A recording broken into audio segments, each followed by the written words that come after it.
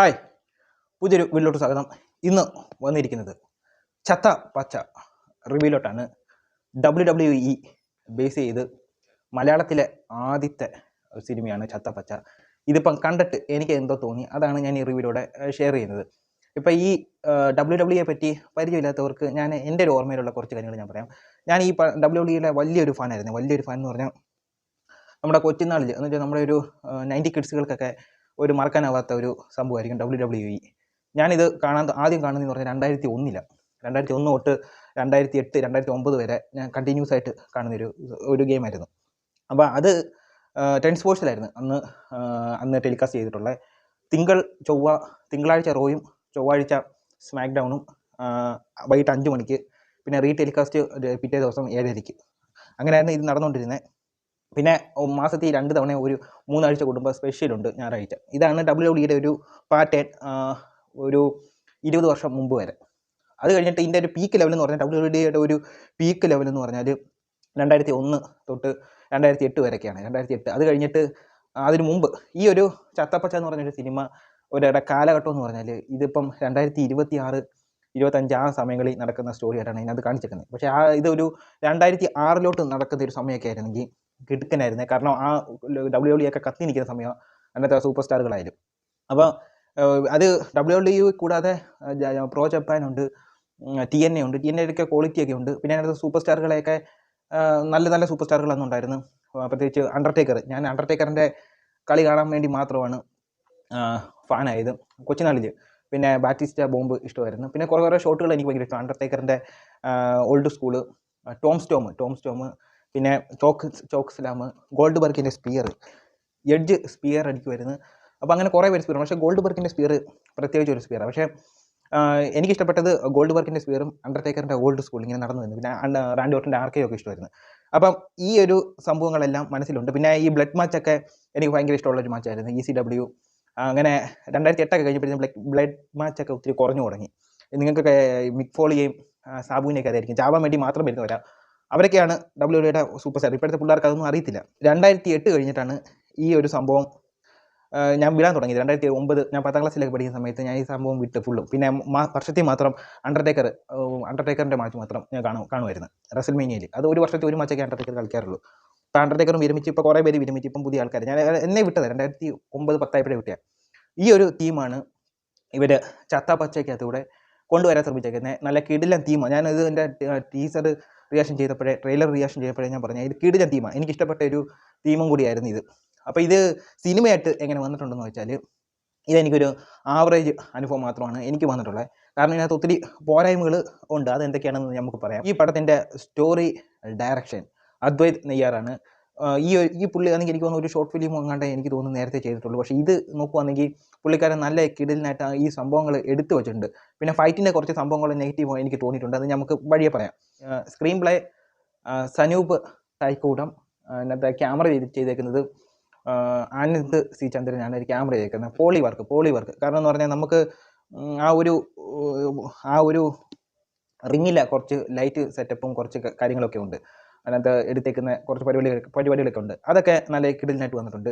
പിന്നെ ഇതിനകത്ത് മജീദാണ് ഇതിൻ്റെ ഒറിജിനൽ ഇത് BGM ചെയ്തേക്കുന്നത്. അതും കിടിലിനായിട്ട് എനിക്ക് തോന്നിയിട്ടുണ്ട്. ഇനി ഡീറ്റെയിൽ ആയിട്ട് പറയുവാണെങ്കിൽ ഈ ഒരു പടത്തിന് ഒരു നോസ്റ്റാൾജിയ ക്രിയേറ്റ് ചെയ്യാൻ അവർക്ക് സാധിച്ചിട്ടുണ്ട്. അതായത് WWE പണ്ട് സമയങ്ങളിലൊക്കെ നമ്മൾ കാണിച്ചിട്ടുള്ളത് എന്ന് വെച്ചാൽ കട്ടിലേൽ റെസ്ലിംഗ് കൂടുന്നതും ചോക്കടിക്കുന്നതും, ഞാൻ കറങ്ങിയൊക്കെ എൻ്റെ കൊച്ചുനാളിൽ ഞാൻ ഇത് കറങ്ങി ചാടുന്നതിൻ്റെ കൂട്ടൊക്കെ കാണിച്ചിട്ടുണ്ട്. അതിൻ്റെ പട്ടിയിലൊക്കെ ഇളകിപ്പോയിട്ടുണ്ട് കൊച്ചുനാളിൽ ഇത് അനുകരിക്കുമ്പോൾ. അപ്പോൾ അങ്ങനെ വെച്ചാൽ നമ്മൾ വേദന എടുക്കാതാണ് മറ്റേ പരിപാടികൾ. അപ്പോൾ അങ്ങനെയൊക്കെയുള്ള സംഭവങ്ങൾ ഇതിനകത്ത് കാണിക്കുന്നുണ്ട്. അതൊക്കെ നമുക്ക് നല്ലൊരു നോസ്റ്റാൾജിയ ആയിരുന്നു. അതൊക്കെ കണ്ട് ഞാൻ നല്ല രീതിയിൽ ആസ്വദിച്ചിട്ടുണ്ട്.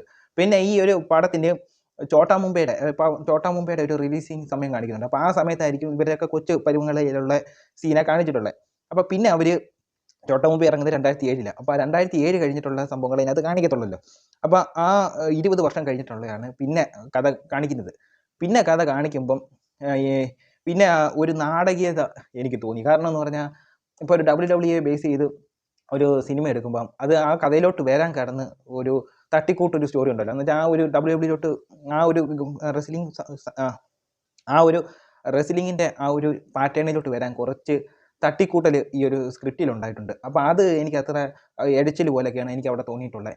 കാരണം എനിക്ക് ആ ഭാഗങ്ങളൊന്നും എനിക്കിഷ്ടപ്പെട്ടില്ല. പിന്നെ ഇൻ്റർവെല്ലിനോട് അടുക്കാറാകുമ്പം അവരൊരു 2 റെസ്ലിങ്ങിൻ്റെ കുറച്ച് പരിപാടികൾ കാണിക്കുന്നുണ്ട്. അത് നല്ല രീതിയിൽ വന്നിട്ടുണ്ട്. അതായത് ഇതിനകത്ത് അർജുൻ അശോകനും പിന്നെ ആ മാർക്കൊക്കകത്ത് ആ കണ്ണ് കാണാത്ത ആ പുള്ളിക്കാരനുണ്ടല്ലോ, പുള്ളിക്കാരൻ്റെ പേര് എനിക്കത്ര ഓർമ്മയില്ല. റോഷൻ മാത്യൂസ്, അങ്ങനെ കുറേ ക്യാരക്ടറുകൾ വരുന്നുണ്ട്. പക്ഷേ അവിടെയൊക്കെ ഒരു നാടകീയതയാണ് എനിക്ക് തോന്നിയിട്ടുള്ളത്. കാരണം അതിനകത്ത് ഒരു ഒറിജിനാലിറ്റി, നമുക്കൊരു ആക്ട് ചെയ്യുമെന്ന് ഒന്ന് പറഞ്ഞ് ചെയ്യിപ്പിക്കുന്നതിൻ്റെ ഒരു ഫീലിംഗ് എനിക്ക് അതിനകത്ത് തോന്നിയിട്ടുണ്ട്. പിന്നെ ഇതിനകത്ത് എടുത്ത് പോസിറ്റീവായിട്ട് എടുത്ത് പറയേണ്ട കുറച്ച് കാര്യങ്ങളുണ്ട്. കോമഡിയൊക്കെ വർക്കായ കുറച്ച് സീനൊക്കെ എനിക്ക് ഇഷ്ടപ്പെട്ടു. അതിനകത്ത് എടുത്ത് പറയേണ്ടതാണ് ഇതിനകത്തെ ഭസ്മാസുരൻ എന്ന് പറഞ്ഞ ഒരു പുള്ളിക്കാരൻ കാണിക്കുന്നുണ്ട്. കിടിലൻ പെർഫോമൻസ്, നിങ്ങൾ ഒരു രക്ഷയില്ലായിരുന്നു. പിന്നെ അതിനകത്തുള്ള ഒരു പെൺകൊച്ചിൻ്റെ ഒരു എന്തുവാ കാർമൻ മാത്യൂസ് എന്നും കണ്ട ആ പെൺകൊച്ചിൻ്റെ പേര് ആദ്യത്തെ സിനിമ എങ്ങാണ്ടാന്ന് തോന്നുന്നു, ആദ്യത്തെ ഒന്ന് രണ്ടാമത്തെയാണോ, ഞാൻ ഇതിനകത്താണ് ഇച്ചിരി നല്ല രീതിയിലൊന്ന് ശ്രദ്ധിക്കുന്നത്. കിടിലൻ പെർഫോമൻസ് ആയിരുന്നു, കിടിലൻ. പുള്ളിക്കാരിയുടെ ഒരു മാച്ചൊക്കെ തുടക്കം കാണിക്കുന്നുണ്ട്. അത് കിടിലൻ. അതായത് എനിക്ക് തോന്നുന്നു ആണുങ്ങളെക്കാട്ടിലും നല്ല രീതിയിൽ പെർഫോമൻസ് പുള്ളിക്കാരി ചെയ്തിട്ടുണ്ട്. റൈമസ്റ്റീരിയുടെ 619, പിന്നെ റൈമസ്റ്റീരിയുടെ ഫിനിഷിംഗ് മൂവ്മെൻ്റ് ഉണ്ടല്ലോ, ആ റിങ്ങി ചവിട്ടിയിട്ട് ചാടുന്നത്, അത് റോപ്പ് വെച്ചുള്ള പരിപാടി ആണെങ്കിലും പുള്ളിക്കാരി നല്ല രീതിയിൽ അത് ചെയ്തിട്ടുണ്ട് ആണുങ്ങളെക്കാട്ടിലും. പിന്നെ അർജുൻ അശോകൻ്റെ രണ്ടാമത്തെ ഒരു ഇൻട്രോ ഉണ്ട്. ഫസ്റ്റ് ഇൻട്രോയൊക്കെ നാടകീയത. രണ്ടാമത്തെ ഇൻട്രോ നോക്കിയപ്പോൾ എനിക്ക് അത്ര നല്ല രീതിയിൽ ഇഷ്ടപ്പെട്ടു. അതായത് ഷോൺ മൈക്കിൾസിൻ്റെ ഒരു പഴയ ഒരു റെസൽമേനിയയുടെ ഒരു ഇൻട്രോ ആയിരുന്നു. അതായത് കയറെ തൂങ്ങി വരുന്ന ഒരു ഇൻട്രോ നിങ്ങൾ കണ്ടു കാണൂല പണ്ടത്തെ. അപ്പോൾ ആ ഒരു ഇൻട്രോ. പക്ഷേ അതേപോലെ അപകടങ്ങളും വന്നിട്ടുണ്ട്. അത് പൊട്ടി താഴെ വീണ് മരിച്ച റെസ്ലറും ഉണ്ട്.